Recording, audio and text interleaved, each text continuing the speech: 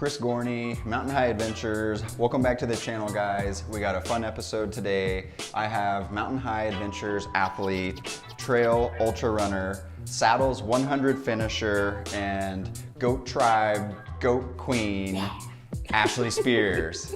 Hi, Ashley. Hi. Welcome to the channel. Thank you. Thank you for having me. We're gonna talk about Ashley's recent Saddles 100 mile finish today in this episode. Basically just gonna talk through the training process with her. I had the honor of coaching her through this race and just wanted to take a few minutes to talk about the training process, how the race went for her, some of her big takeaways, and hear a little bit about your story. Yeah, let's go. Let's go. So let's just start off by diving into a little bit about you, your background. Can you just share with us maybe how you got into trail running? Sure. I'm 41 now, but I didn't really get into running until my mid-30s. I had ankle surgery and was immobile for 8 to 10 weeks and couldn't walk at all. And the whole time I was recovering, all I wanted to do was run. Even though I was never a runner, it was like the only thing that I wanted to do because I couldn't walk or do anything. So once I was able to start walking again, then I just started going back on hiking trails, which I've always done, but I was like, I want to see more, I want to do more. I don't want to take my feet for granted, my legs for granted, and I just slowly started to do it. And it was just for fun, and I never wanted to do any races or ultras. It was just a couple miles here and there. And then it just spiraled into wanting to run 100 miles. So I guess one day I was like, well, I could run like a marathon or I could run an ultra. And I saw that the Red Rock 100K was coming up, so that was my first ultra. And instead of doing the 50K, I was like, well, if I'm going to do it, I might as well go big. So I did the 100K for my first one. I love it. Just to see what would happen. And I did it. It was slow, but I did it. You finished. And that's how I got started in all of it. So that's a great transition into our relationship as coach and athlete. It was sometime after that first 100K. I was trying to think back.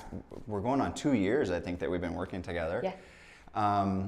So after the first 100K at Red Rock, you signed up for the 100K again the next year. Mm-hmm. And you had some other things on the schedule that year leading up to it, but that was when you approached me and asked me about coaching. Yep.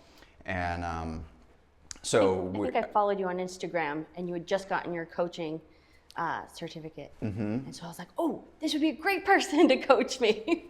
Nice. Because I didn't really know what I was doing leading up to it. So. Yeah. I did want to talk a little bit about that, like the coach-athlete relationship, and I feel like because we've worked together for so long now, we've gotten the chance to know each other really well. And I feel like as a coach, it's this type of relationship that is super fulfilling and why I got into it in the first place. Yeah. I wanted to be able to help people. I wanted to be able to work with athletes who are, pushing their limits and just eager to try new things. And I feel like we've kind of built the quintessential coach-athlete relationship. We're friends, we run together sometimes, and it's just been super fun to watch you develop and progress. And so, just wanted to touch on that. I think it's like a super cool dynamic that we've created, and you don't always get that. Some athletes I don't gel with, or they don't like my coaching style or what have you. But I feel like we've developed a really great rapport, and we've gotten to know each other so well. So I just really appreciate that. Of course, I appreciate it too. It's a very specific relationship that has to work for it to work. And I just feel like we get along so well, and you're just like the perfect kind of coach that I need. Someone who's super supportive, but also kind of lets me do my own thing when I need to, and understand that, certain things come up in life, and sometimes I need a day off, or, pivot at like the last minute. Life happens. Yeah. Totally. Before we dive in too much to the training, kind of turning the lens back on you a little bit, you kind of talked about the beginnings of your running, but can you give us a little bit more about your why? Like maybe be a little vulnerable with this. What's sort of like your driving force, or what really kind of pushes you? And maybe you can just like you mentioned, your first ultra was 100K, like why didn't you pick a 50K? Like why was it 100K, and what's the why? What's the motivation for you to take on these huge challenges? I've always liked to push myself in big goals. It's like if you're not reaching for something, then why do anything? Like it's part of the human experience, I think, is to just push yourself to new limits. I had kind of a traumatic childhood, and things have happened in my life like they do to everyone. But instead of like being a victim or woe is me mentality, like I've always used whatever's happened to me as like fire to fuel to fire my inner flame, I guess, like to just keep pushing. And like, it's kind of like you have this external trauma and emotional trauma that's coming at you. And the only way for me to get it out is like a physical trauma almost, and by pushing my body to its limits to see what it's capable of, I feel like it's like really therapeutic and good for my soul, good for my mental health. It's like the best therapy in the world. Like it's super no fulfilling. pill, no therapist can do what ultra running does. I couldn't agree more. Couldn't agree more. So I feel like that's where my inner fire really comes from, is like just, life is hard, life sucks, it sucks for everyone. A lot of people have it worse off than I do. A lot of people have it better off than I do. But whatever your experience is, like use that to fuel whatever goals you have. And also, I think from getting sober 8 years ago, that fueled a lot of it too, because it was like, oh shoot, like I've been wasting all this time. Now my eyes are open, my mind is open. It's like time to get after it and do what you can while we're here, I guess. See what you're capable of. Yeah, just Love keep it. pushing my limits. Well, Plus, it's just fun. Yeah, right? Well, thank you for sharing that. I think that's really important for people to hear, kind of what drives us. So, yeah, I really appreciate that. Of course. Let's go back in time a little bit. We started working together a year and a half or so ago, and I coached you through the Red Rock 100K for your second run at it, and you shaved a couple hours off of the time from the previous year. 2 or 3 hours, yeah. Yeah, had a great race.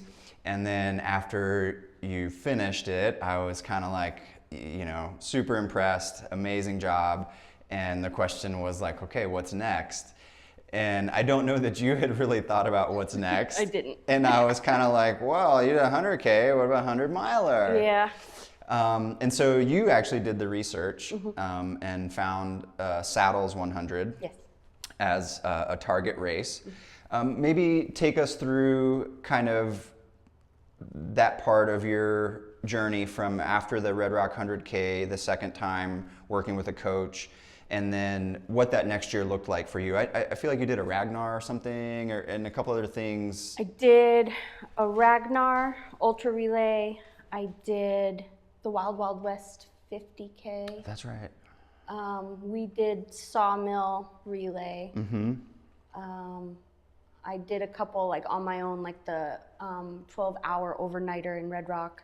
We'll touch on that. Yeah, that's a big part of the journey too. Oh, and Trail Trashed, the trail marathon. That's right. Yep. Okay, so you had a few races kind of throughout the year that were sort of stepping stones, which takes us right into kind of the training process. And I wanted to touch on kind of how the training went for you. I was trying to give you programming and keep you consistent, keep your volume up. I guess what I wanted to hear about the most was and this is something I think makes my coaching really unique, are the training challenges I gave you. Now, training is it's about consistency and volume, and you just got to get out there and you got to run miles, and you got to be consistent to build your endurance to be able to take on these long distance races. But to keep it fun and exciting and to challenge you and to prepare you for a 100 miler, I gave you a handful of challenges. I remember there was the 12-hour challenge, which was also supposed to be an overnighter. Yes. Because inevitably when you run 100 miles, you run through the night. Right. And if you've never done that before, it can be super daunting and scary and difficult. Yeah. And so that was one of the challenges. And then I also gave you the 5 same route 5 days in a row challenge. Yep. So maybe just talk about those a little bit, how they worked for you, what you got out of them, Yeah. and then if there's one I'm forgetting, I don't know, maybe. There was a lot of like smaller ones too. Some of them were like track runs or interval runs. And I really enjoy all those challenges because it breaks up the monotony of just like, go run for 6 hours, go run for 3 hours, you know? So it's nice to have a goal, like specifically those 5 days in a row where I did the same route every single day. And then you're like, I think that you can hit these numbers on the last day. I was like, are you crazy? And then I did, and I smashed it. And I was like, oh, that actually felt really good. And then I was kind of bummed on the 6th day when It was over. I had to rest. I was like, that's it? I was like, I kind of want to do it again. But those were super helpful mentally and physically, of course. Like physically, my body just started remembering the route. Like, you know that this part's coming up, so like speed up a little bit or slow down a little bit. This part's going to get a little tricky, so get in a little faster pace before or after. And then the mental part, of course, just like, oh, I have to run the same thing again. But at the same time, it was like, you know that that's building mental strength, and you know what to expect because you've already done it 3, 4, 5 times. And so knowing like little check marks, like, okay, I should be at this time right now. This is how fast my pace should be. And then being able to like crush it was a really good feeling. Just for the record, the challenge was to pick a route that was around 10 plus miles and run it every single day for 5 days in a row. And the goal was to PR the 5th day. So run it the fastest on the last day. And like you said, you totally smashed it. Yeah, it was like 10 miles in like an hour 48 or something. And that was trail. Yeah, so Trail I was miles. super, super happy about that. Yeah, I remember the first couple of days were like well over 2 hours, which was totally to be expected. And then I remember pushing you and saying, I think you can go under 2 hours. And you were like, I don't know. And then, yeah, you went like an hour 48 or maybe even faster. So yeah, super cool. I'm always good with those challenges. Like, challenge me to do something and I'm going to try my hardest to do it. And then the overnighter, that was a huge, huge help. Because of course, like, it helps to go run through the night, but also to do it all by myself. And I set up all my own little caches throughout Red Rock. So I had water stashes and food stashes everywhere. I mapped out the course myself. I had everything that I needed, like in case of injury, or bring some dollars for the vending machine at the Red Rock Visitor Center, which was awesome because I had some chips, but then ended up getting like heartburn. I was like, oh, gross. Shoot. Don't do that again. Yeah, learning experience. Learning experience. So all of that was awesome. Like, I love running at night, but it was totally different being by myself from sunset to sunrise, and no aid stations, not a single person, just completely self-reliant. That was really cool, but it helped me figure out exactly what I needed, what I wanted while I was out there. And then about mile 20, my IT band started to really annoy me, and it slowed me down significantly. And that was super frustrating because no matter how good I felt, the rest of my body, I just could not really run. So that was an eye-opener, and I'm glad that it was 3 months before, or 3 or 4 months before, because Was then it that far before? It was like June 22nd. I looked at. It was June 22nd. Oh, so it was like 2.5 months before the race, Yeah. or 3.5 months before the race. Yeah. So That's right, because I wanted to give you plenty of time to recover if something like that happened, so that you could learn and recover and then still build back up for the race. That's and it right. was the best thing I could have done, because knowing that that was my weakness, that's where I targeted in the gym every time I would work out. It was like, okay, spend extra attention on your hips, spend extra attention on your IT band and your psoas and everything this related. And it really helped because during the race, during saddles, I never had an issue with my psoas or my IT band. That's I had awesome. 0 physical issues. So that was like a Super helpful. huge takeaway, was like doing a super long overnight run. Not only did you have to, deal with running by yourself all through the night, but you had to deal with like an injury that crept up during the run. Yeah. And you still completed, what was it, 12 full hours you did, wasn't it? It was 12 hours, and my original goal was about 50 miles, but I only did 40 miles, which I was still very Still happy a long, with. super long run as a training run. And then we had it early enough in the training block to where you're able to fully recover, get back into the rhythm of training, and then build up to the race still. Yeah. And then I think after that, though, it was really hard mentally because it was so hot out, because it's Las Vegas. Summertime. Middle of summertime, and that was when the bulk of my training was. I was like, how do you do a 6-hour training day? No matter what time you go, you're gonna hit some heat, and it's brutal. So it was obnoxious, but it built my confidence physically, mentally, so much, because I just had to figure it out. Like, freeze a bunch of stuff the night before and take it with you, so that by the time you're 2 hours in, it's still cold, but it's melted.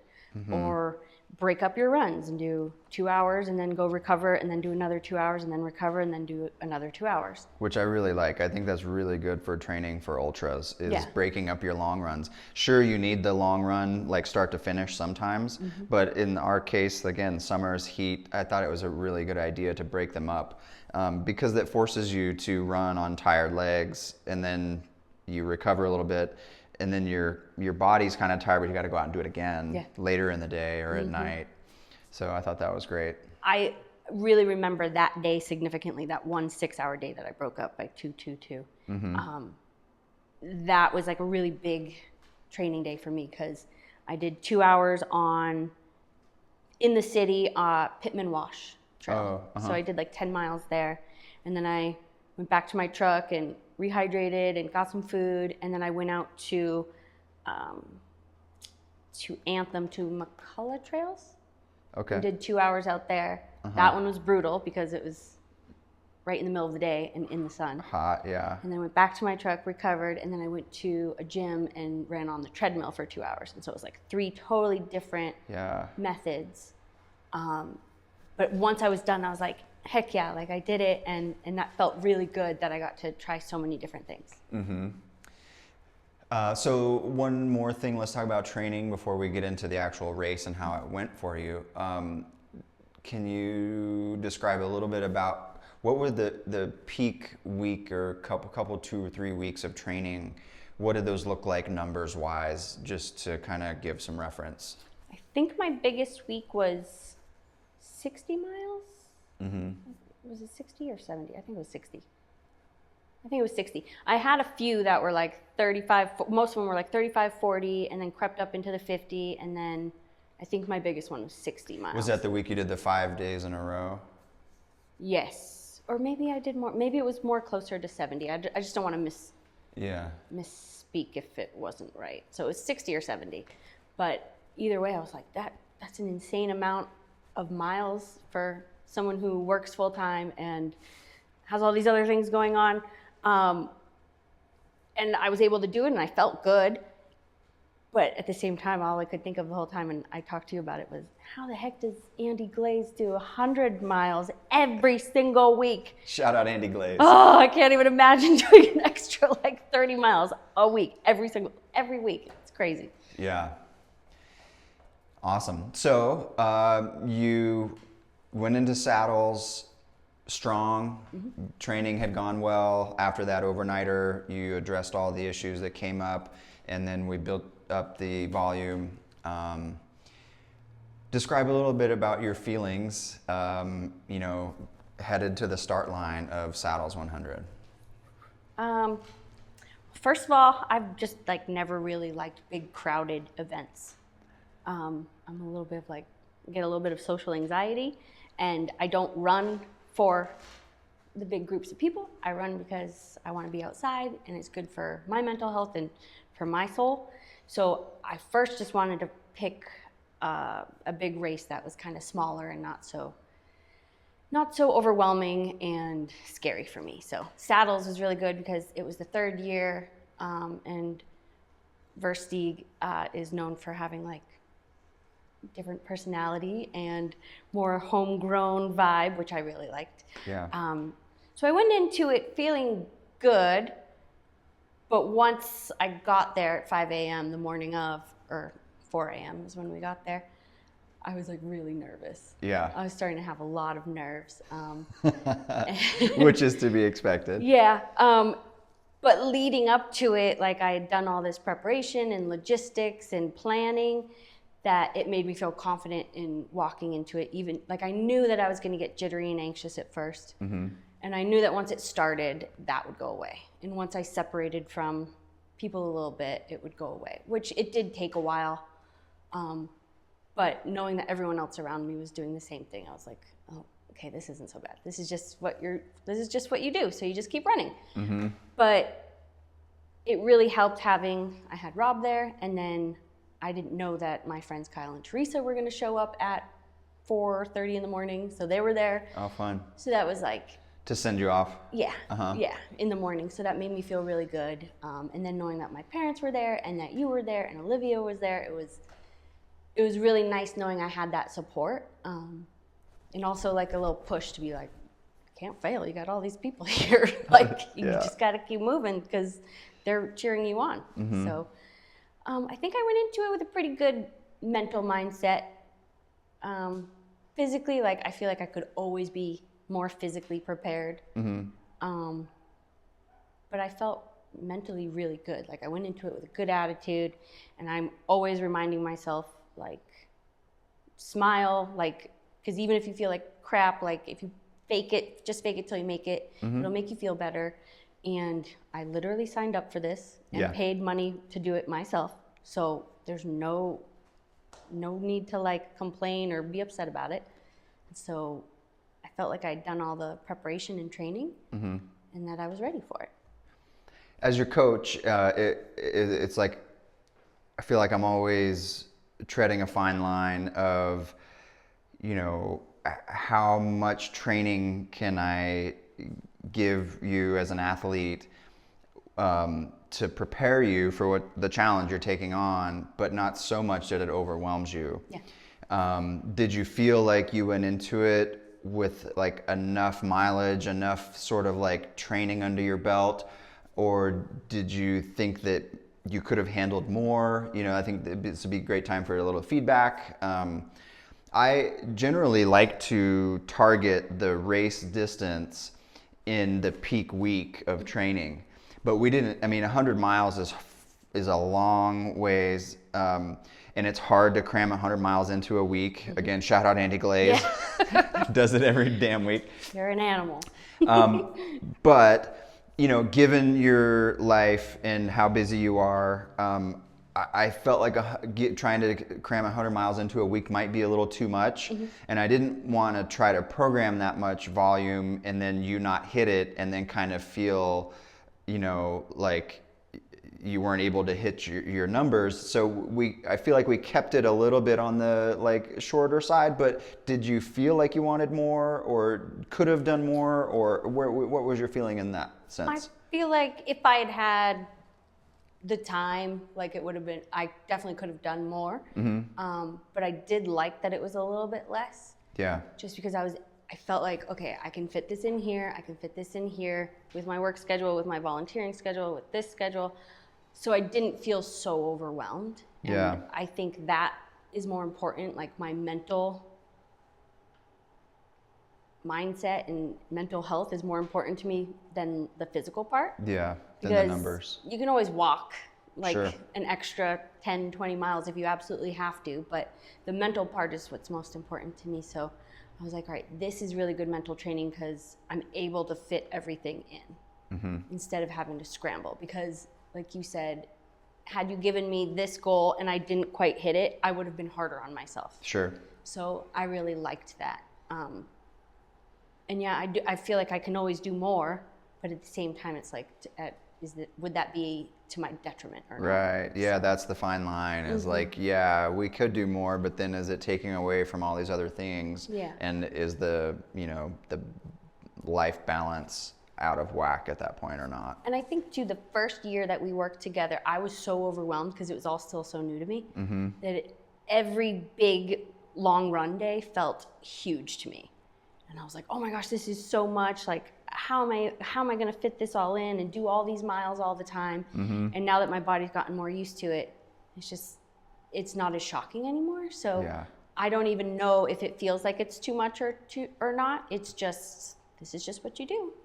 If it's on the program, you just go and do it. Like, this is your time. This is your time to like go run and be free for your mind, for your soul, for your body. Like, this is your therapy. So use it.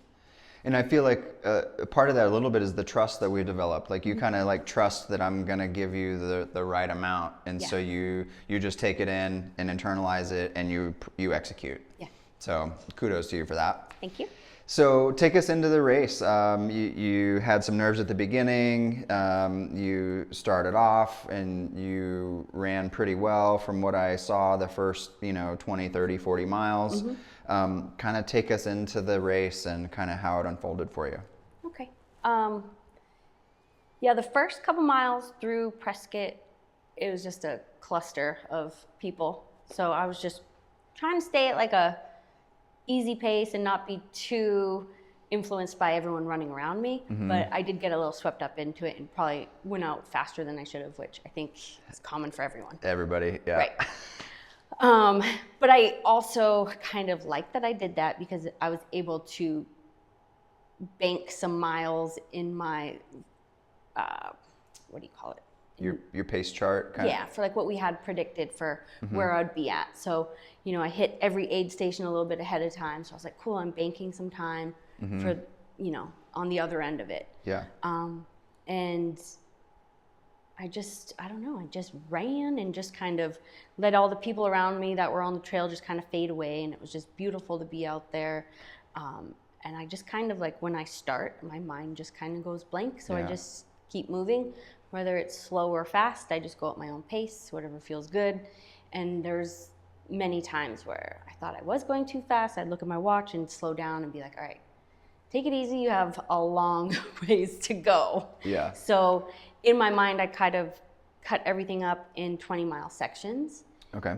Or by aid station. So the first aid station, that's my first goal. It's just make it there. Get there. That's all you have to worry about. And I think our plan was, you had told me you have to have 3 gels before the first aid station, before you even get there. And I was like, that's gross. There's no way that's going to happen. I hate gels. No. But I made sure to do it.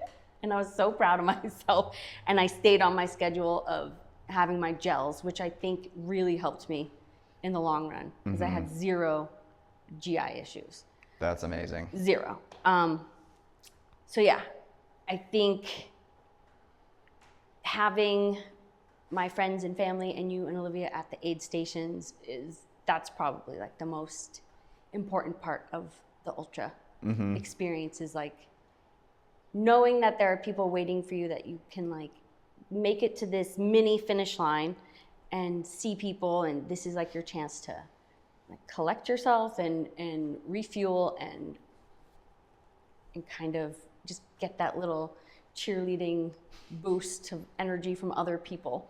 Yeah. And it kind of forces me again to like, okay, don't let them see you like struggling, like be happy. Like be strong, every time I go into an aid station, I'm like, just smile. Fake it. And just pretend you're really happy. and then other people are smiling and then I'm like, oh yeah, this is fun. It's easy. Yeah, okay, that's not so bad. Yeah, honestly, it's kind of like all a blur now. Like, you're in the moment and you do it, and then it's over and you're like, wait, did that just happen? Like, I don't even remember most of it. But I don't know. I had a great experience. I loved every moment of it. I remember when you were pacing me at one moment, you were like, you haven't complained once. It was amazing. All I could think about. So I joined you at mile 56 or 58. I think it was mile 58. About 60 to 80, something like that. Yeah. And so it was like just getting dark, and I jumped in and put our headlamps on, and we just started going. And I, I've run 100 miles. I know how hard it is. And so I knew what you were going through, but you were super positive. You just kept plugging along. I was trying to keep spirits high and just talk and just, tell funny stories, and we were just chatting. And I remember at one point I was like, yeah, I've been running with you for an hour and a half. And you were like, what? An hour and a half already? I was like, yeah, we've done like 6 miles. Like, it goes a lot faster when you're with someone. Yeah. So I was super amazed with just your positivity and your lack of complaining. Not that I expected you to complain, but things hurt, issues come up, but like nothing seemed to like deter you or knock you off of your mindset of like, we're plugging along, we're making forward progress, and we're getting to the finish line, no matter what. And so it was just super fun and inspirational to watch you in your element, just out there plugging along. And I enjoyed every minute of it. It was great. Thank you. I did too. I think it's like I said, I literally signed up for this willingly. I paid money to do this. To complain or be upset about it, just seems so silly to me, because this is something I signed up for. This is something I enjoy doing. I enjoy pushing myself. So why not try to enjoy it when you're in the middle of it? And then, the physical pain of it, I was lucky and didn't have any major issues. But at the same time, I felt every ache and pain. Yeah. But I think it's important to be grateful for that pain. We get to do this. We are able to do this. I've put in the training, I've put in the work. So now I get to prove to myself that I can do it. But also, there's a lot of people that, whether they want to or don't want to or aren't physically capable or whatever, cannot do it. There's a lot of people that just don't want to, and that's fine too. But this just happens to be what I want to do, and why would I be upset about it or complain about it in any way? Super strong mindset. Yeah. Great. So while we're in kind of in the thick of the race, was there any special gear? Maybe you talk about the shoes. You wore a pack. I know that poles kind of were part of the game plan. You used them some, but not always. Maybe just touch on a few of those little gear choices for our audience to just kind of what worked or what didn't, or how'd that. Should I pick up my shoes? Sure. Yeah, you can. So I am a big fan of Ultra, specifically Olympus 6s. So I had 2 pairs that I wore. I think I started with these, and then I switched to these, and then I finished with these, just to switch it up. Okay, so there were 2 shoe changes. You started with one, you changed to the other pair. Same shoe, just a different pair. Yeah, just brand new versus slightly used. And then you switched back to the others later in the race. Yeah. And you changed socks too, is that right? I change socks every 20, 25 miles. Okay, and multiple sock changes. Yes, and I think it's just a mental thing. It just makes me feel like I'm refreshed, I'm ready to go. Some people brush their teeth at every aid station, and there are just little things like that, or they'll do their hair again or whatever, change hats or change shirts. So yeah, I think that can be really uplifting. Yeah, I brought a toothbrush and toothpaste, and I never ended up using them. I didn't need to, but your feet felt good. The feet, and that's what's important, because that's for a lot of people the first thing to go or get blisters. So it's if I can prevent that in any way and make my feet feel good, that's the one small thing I can do for myself when I'm out here. I'm gonna do it. So yeah, those were the shoes I used, and then the poles were the Lichty ones that every ultra trail runner uses. Those were good, but I actually ended up getting blisters on my thumbs from those before I ever got blisters on my feet. Oh, that's right. I remember you mentioning that. I was I have blisters on my thumbs and not even on my feet yet. So I taped those up, so it was fine. And I used them for probably 50% of the race. Okay. Or a lot of it, I would just use one. Yeah. Just to have it for stability or whatever. Let's see, my vest is a Solomon, I think it's a 12 liter or something. I don't remember. But I've had that one for a few years. I just put it on the other day and the zipper broke off, and it's time to retire that one and get a new one. Yeah. So, but I love that vest. It's like skin, like second skin. Yeah. I'm trying to think what else. Shoes. I had a couple like outfit changes, not outfit changes, but for weather. Like I started off with a sun shirt and shorts, and then it got really hot, so I changed to sun sleeves and a hat with like the flaps. And then at nighttime, I put a bunch of layers on and peeled half of them off, and then put them back on. So yeah, it was nice having everything I needed at the aid stations, and then only having to use a couple things. Because at nighttime it did get pretty... It was chilly. Chilly, yeah. Yeah. And I think I had gloves, so that was super helpful. And then my little puffy jacket, which is always helpful. What other equipment did I have? I don't know, but... That pretty much covers it. And then like food and stuff. I tried to have a bunch of my favorite foods at each aid station with my stuff to make me want to eat, but I don't always love to eat when I'm running, so that was a struggle. Let's touch on that. When I was with you, we came into it was like mile 75 or something, and you had kind of taken a little bit of a nosedive mentally. It's probably the only time I saw you kind of like falling off a little bit of that super strong mindset. And it was just you were so tired. You started saying, "I'm so sleepy, I'm so sleepy," and you weren't like mad about it. You were just observing, like, "I'm sleepy." We came into the aid station. Was it a pancake? I had a pancake. Two pancakes? One pancake. One pancake, and then you took a 7-minute nap. Okay, and that changed you. It was a life changer. Life So changing. we were running and everything was fine at night. In the middle of the night, I think I'd been up for like 25, 26 hours, and I'd been running for like 22 or 23 or something. And I was fine, and then all of a sudden I just hit a wall. And I was like, Chris, I'm just exhausted. And I caught myself a couple times like dozing off and like falling on my poles, being like, "Oh, wake up." And I remember you telling me all these stories, and I was like, what is he talking about?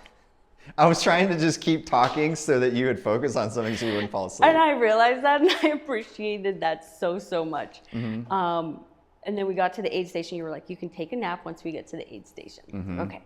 And they're like, "You should have some food." I'm like, "I should have some food." I was like, "I don't know, give me a pancake." It was the best pancake of my life. Yeah. And then I took a 7-minute nap, and it was... It turned everything around. Everything around. As soon as I woke up, as soon as you were like, "Wake up, time to go," I was like, "Let's go." And how fast were we going? We did like a 15-minute mile or 14-minute mile out of that aid station, and we had been doing like 18 to 20-minute miles. So it was like 30% faster, just like bam. And that was like mile like 70 something. Yeah, 76 or something. And you started clipping them away. I mean, you ran almost the whole mile. I mean, we weren't running fast, but we were trotting consistently. More than I had been. Yeah, right. For sure. And that carried you through kind of till sunrise. Yeah. And then my pacing duties ended at like mile 82 or so, and then you had the last 18 miles. Yeah, and that was rough for sure. Yeah, on your own. Because as soon as I left the aid station after I dropped you, there was a pretty significant elevation gain, and I was not happy about it. And I was kind of like, ugh.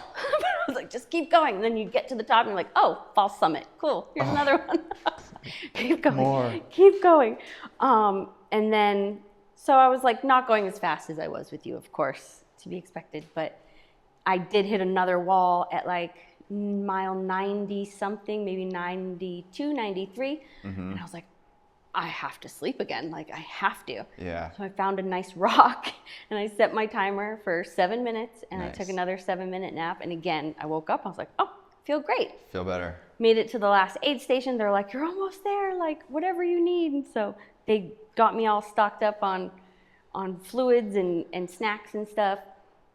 And I took off, although they did kind of lie about the mileage. They're like, "You only have 4 miles left. It's only 2 trail and 2 road." I was like, "Oh, yeah, I can do that." Piece of cake. So 2 miles of trails go by, and I'm like, there's no road in sight. Oh, no. So it was 4 miles of trail and 2 miles of road. Oh. And it was like, doesn't sound like much, but when you're in it. At mile 96, that's a that's long a way. lot. And you're like, and then I didn't know exactly how far I'd gone because my watch had died halfway through. So I switched my watch. So I wasn't sure exactly my grand total mileage. Yeah. So I was just trusting them like, oh, cool, I only have 4 miles left. Oh, no, I have 6. So I know that as a runner, you already said this, that you do it because you like being out there. It's good for your mental health, and it just feeds your soul. And time isn't really a big consideration for you. I totally respect that. A lot of runners are just out there for the challenge and to just find themselves and to fulfill, the soul and whatever it is. Having said that, though, you kept pretty good time throughout the race. You had some splits and some, projections, and you stayed pretty well on them as best I could tell. So day 2, I caught you in town running into the finish line. The time is on your plaque here, 30 hours, 33 minutes, and 53 seconds. Yeah. You crossed the finish line of Saddles 100. Yeah. How did that feel? Gosh, that was a very surreal, crazy experience. I knew coming into town where the turn was, where it was just a straight shot to the finish line. Down the street. So yeah. before I made that turn, I stopped and I kind of just sat there. Okay. I stood there for a minute by myself and I shed a little tear and was like, you're fucking doing this. Excuse my language, but I was like, you're doing this, like you're almost there. And I was so proud of myself, and everything just kind of, like I said, when I run, everything kind of goes blank and my mind goes clear. But in that moment, I let it all kind of hit me. It came back, yeah. And it all came back and hit me. And I let myself have that moment. And then I was like, all right, as soon as you turn this corner, you're done feeling things. And it's time to finish this up. Let's go. Everyone's been waiting 30 hours. Yeah. So as soon as I made that corner and I just started running through town, and it was really cool because like you're in the middle of Prescott, downtown Prescott, Arizona. And so there's all these people around and everyone's cheering you on, and you're going through the little downtown and there's people everywhere. And sometimes you're having to like bob and weave, dodge and weave, or bob and weave, whatever. Yeah. And then I made that over that finish line. It was just like, okay, you're done. That's it. I was like, and I just remember like you were there running with me, and then I had Rob there, and then my parents there, Kyle and Teresa, and then Olivia. And one of my favorite things is I have video perspective from all of our perspectives. That's right. We're all filming you. I filmed me finishing, you filmed me, Rob filmed me, my parents filmed me, Kyle and Teresa filmed me. Yeah. So I have all these different perspectives, and it's all the same, moment in time, but it was really cool to see all the different ones, and I love that I have that now forever. I can always go back to it and look at it, because it's crazy because you get used to the mileage and this is your goal. So once you hit it, it's like, okay, not that big of a deal, I guess, because you've been preparing for it. But to other people, it's like this huge deal. Yeah. So when you see how like happy and surprised like your parents are, or your coaches, or your boyfriend, or your friends, how happy and excited they are for you, you're like, oh, yeah, I did that. Yeah. So it was really overwhelming, and I felt like euphoric for the next 3 days. Yeah. It was amazing. I saw all the training, but like most of them probably didn't really see all the training. They didn't see, the hours of preparation and stuff. All they see is like, Ashley just ran 100 miles. Right. Like, can you believe that? It's just out of this world. Right. But when you're in it and you're training for it, you're like, yeah, that's what I trained for. Yeah, this is where we're going with all this. I didn't just wake up one day and decide to do it. Yeah, totally. Yeah, I didn't just show up at the start line and try. I was like prepared. Right, just a little bit. Yeah, amazing job. Tell us a little bit about how your recovery went. It's different for everybody.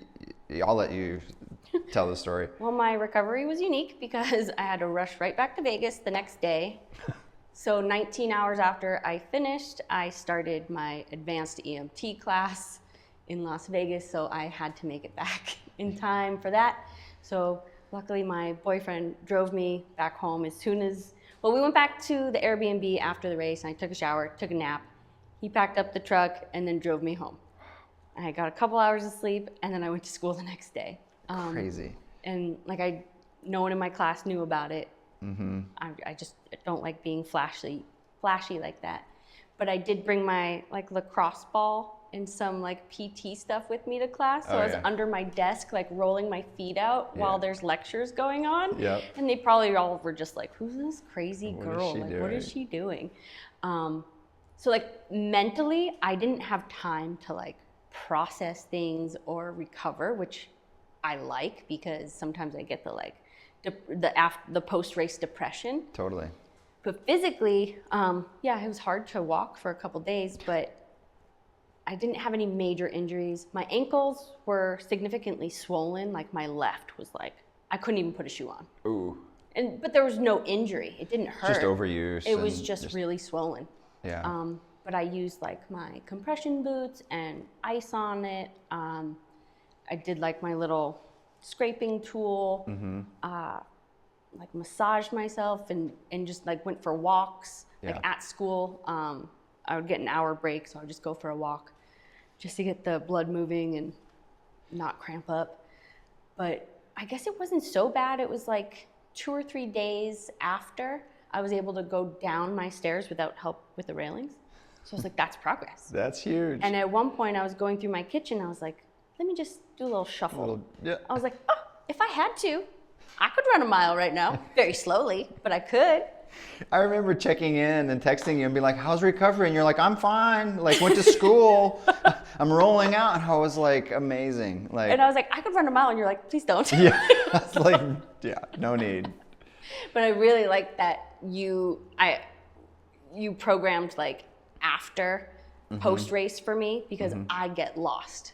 Like in the recovery part of it. Like, okay, I just hit this big goal, but now what? Like the recovery is still very important. So yeah, you got to keep moving. And that you see a lot of people who do these big races and then like a day or two later are back into it, which I just can't do. Yeah. And so I appreciate that you program me like recovery, like actual recovery, like just do mobility. Don't do anything for 2 or 3 days. Then do mobility. Then just go for a walk. And then a hike. Very slowly go back into it. Yeah. And right now, like I kind of went off course a little bit because of school. I told you where I'm just doing like road runs at school on my break, but it's what my body likes right now. So whatever recovery I did obviously worked pretty well. So thank you. So what's next? Oh. Well, not to put you on the spot. I know. Maybe there's nothing. It doesn't need to, maybe you don't have an answer, but. Well, I told you I signed myself up for the wait list for Black Canyon 100K. So we'll see about that. And then because of saddles, I got my one entry into Western States. Yeah. So that's not gonna happen, but it's cute that it's there. Yeah. So I don't know, maybe another 100-miler next year. And then maybe like a 100K, 50K in between there somewhere. Yeah. But definitely good to have more goals along the way, little baby goals. I do really well with those. Yeah, little challenges and things. Awesome. Well, congratulations again. Thank you. Completing Saddles 100, first 100-mile attempt, finished 30 hours, 33 minutes. Amazing time, amazing effort. Super satisfying to watch you do that, execute, and do so well. Thank you. Thank you for being the best coach ever. Aw, thanks. Awesome. Well, I think that's going to wrap up this video.